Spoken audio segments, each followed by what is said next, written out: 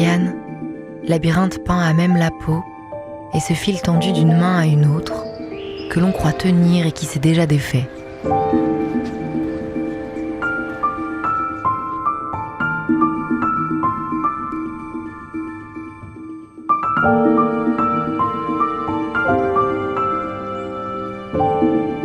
Sous le regard s'éveillent des corps, immobiles, figés dans le mouvement, transformés en corps parfaits hors du temps, vrais corps loin des aléas de l'humain, de ce qui les précipite vers l'effondrement, vers la mort et le néant.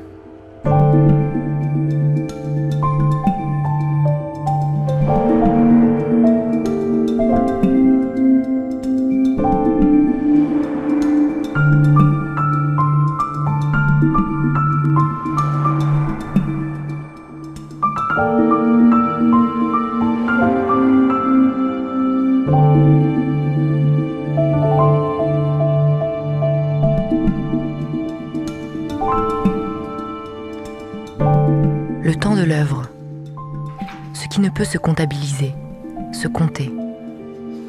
La lente maturation du regard et des sens, cette préparation secrète qui amène à cet instant de la réalisation, qui reprend et englobe tous ces moments inutiles et nécessaires qui l'ont précédé.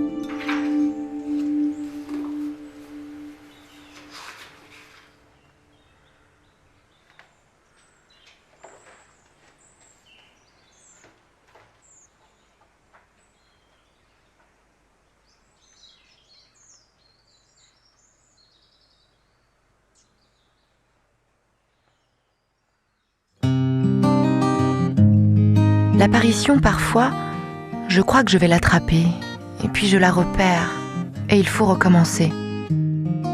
Alors c'est ça qui me fait courir, travailler, écrit quelque part Giacometti. Cette apparition, qui se donne fugitivement au regard, elle me semble être un surgissement épiphanique, qui ne ferait qu'un, déjà, toujours, avec la disparition.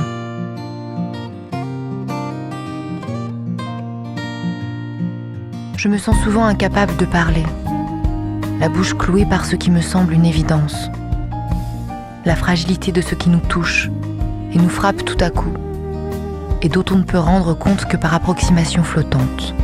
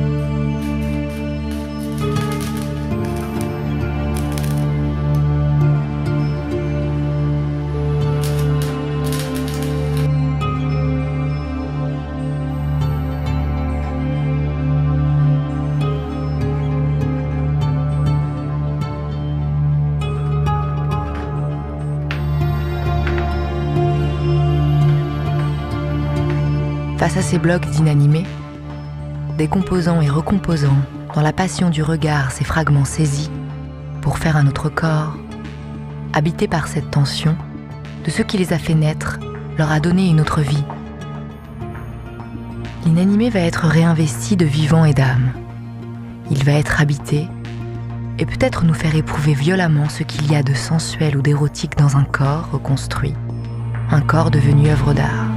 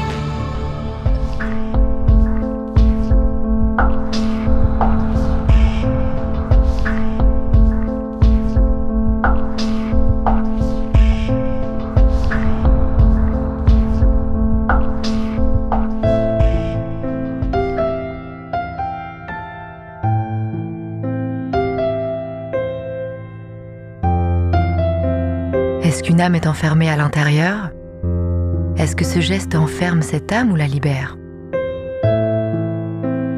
Dans ce corps pétrifié, qui n'imite pas l'être mais le recrée, le fait surgir de façon éruptive, brusquement, comme si un souffle avait figé un mouvement, et que ce mouvement continuait tout de même, se poursuivait, invisible mais présent.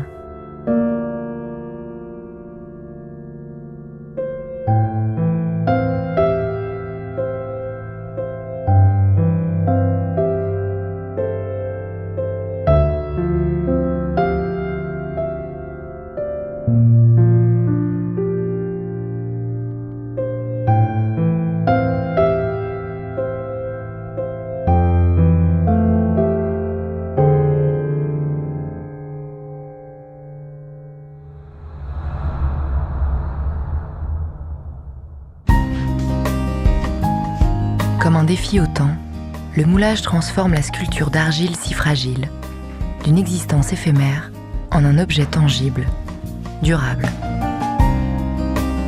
Alors que meuble, elle avait encore de multiples présents possibles. Ses formes seront bientôt gelées dans le plâtre pour le futur.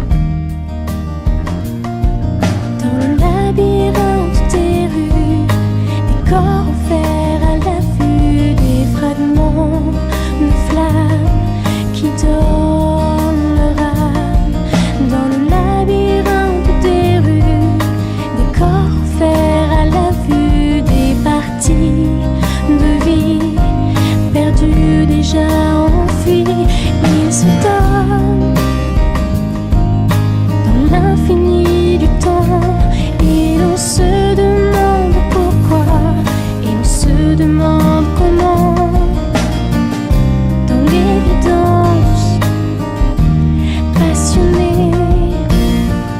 saisir ce qui nous est donné, saisir le temps, saisir le temps, saisir le temps, saisir le temps.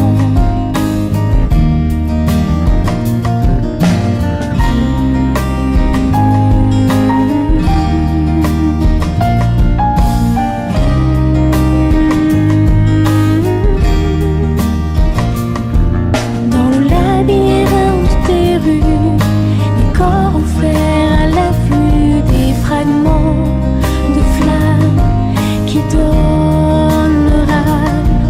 Dans le labyrinthe des rues, des corps offerts à la vue, des parties de vie perdues déjà enfuies. Ils se donnent dans l'infini du temps, et on se demande pourquoi, et on se demande comment. Dans l'évidence, passionné, saisir ce qui nous est donné, saisir le temps, saisir le temps, saisir le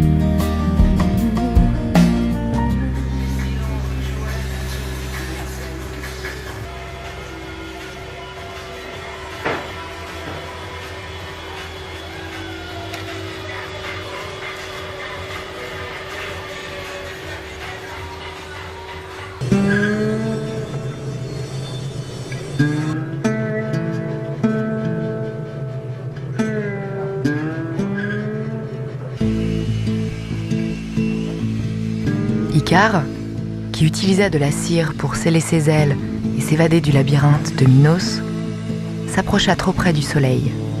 La cire fondit et il s'abîma en mer. Sous l'effet de la chaleur, la cire fond, s'échappe et laisse une empreinte dans le plâtre. On vient alors y loger le bronze en fusion. Cette technique dite de la cire perdue a traversé l'histoire depuis le néolithique, défiant le temps. Elle constitue un des éléments les plus anciens de l'industrie des hommes.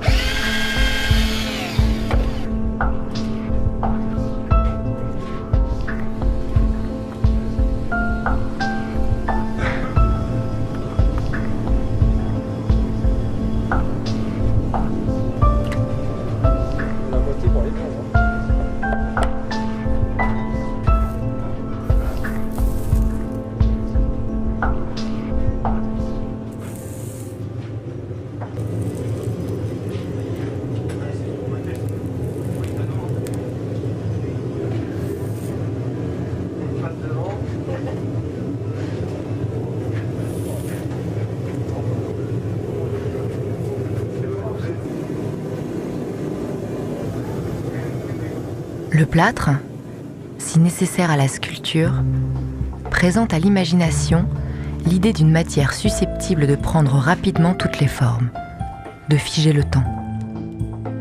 Pourtant, il est bien plus ancien que la belle histoire du berger de Montmartre, qui le découvre grâce à une pluie providentielle sur les pierres de gypse calcinées de son foyer. Il nous accompagne depuis plus de 9000 ans.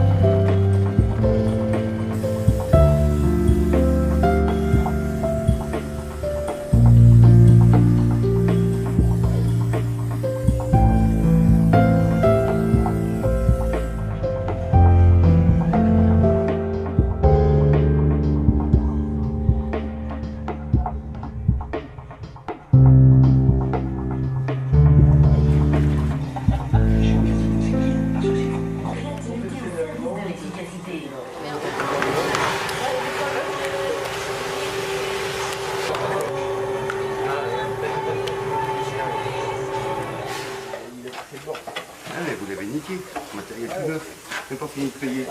Non, mais on a pareil. 5 ans en leasing. On a toutes les grosses qu'on va transporter.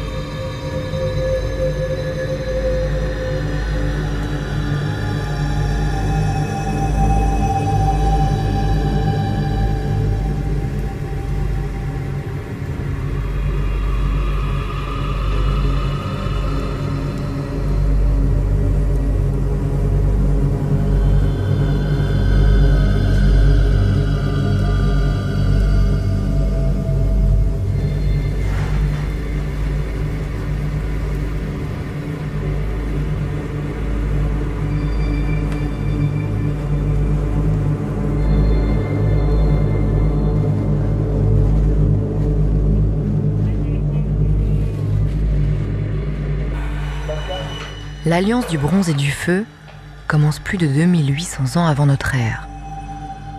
Elle est le témoin de nos civilisations. Le temps ne lui décoche pas une ride. À la fois figé dans le creuset, saisi par l'étreinte du feu, pris dans la fusion, tout partirait du métal qui se défait pour se recomposer idéalement dans la figure d'un être qui ne pourra jamais exister tout à fait. Dans un corps qui serait au-delà de tous les corps réels, fait d'une infinité d'eux, et en rien semblable à eux.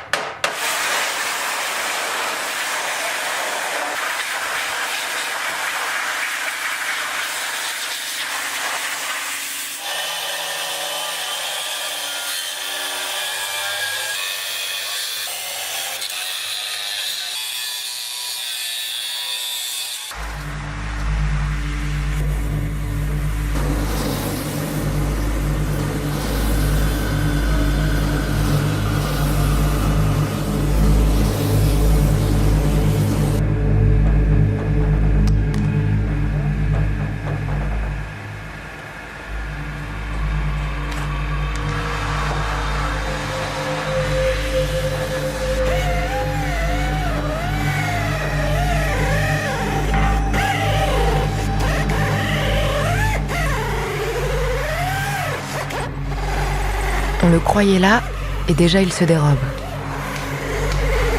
Torturé, vidé, brûlé jusqu'au sang.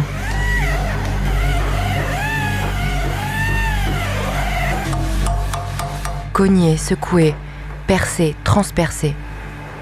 Comment pouvoir rendre compte de ces moments où ce qui avait donné le sentiment d'être capté est déjà perdu, est déjà autre, et de ce travail incessant mais nécessaire de tenter encore de s'approcher de lui.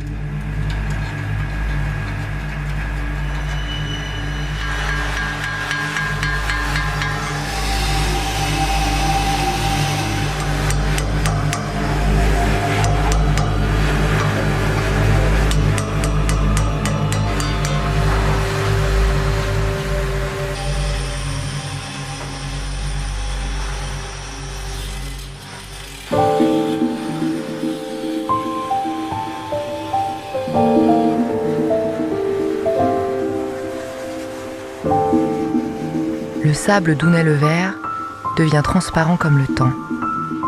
Et dans le sablier, il s'écoule lentement et régulièrement pour le mesurer.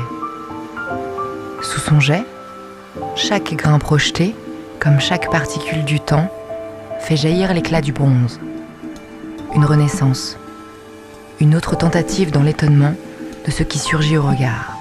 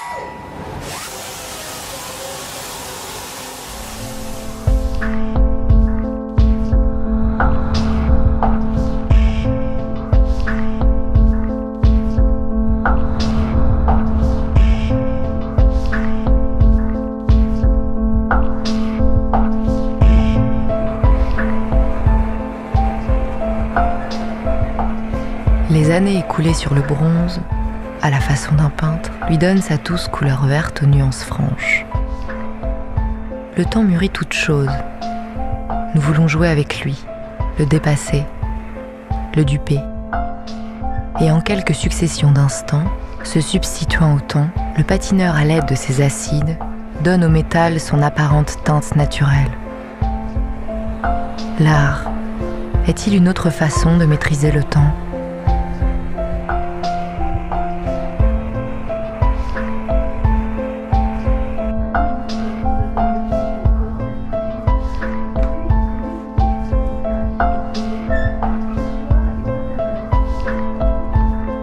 Après toutes ces étapes, où chaque instant a intimement participé à la naissance de l'œuvre, la cire donne au bronze son éclat majestueux.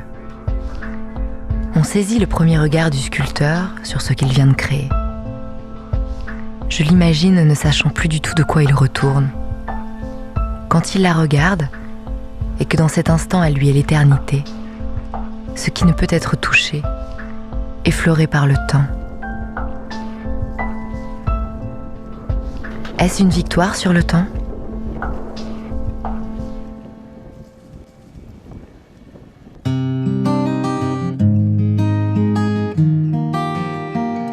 Aucun cadran n'affiche la même heure. Transparence et lumière se mêlent. Le temps s'étire.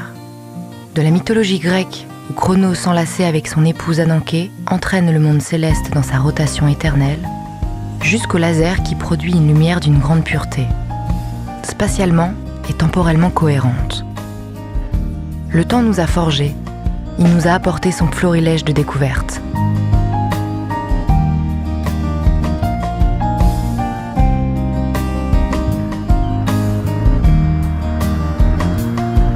Dans le labyrinthe des rues, des corps offerts à la vue, des fragments de flammes qui donnent leur âme.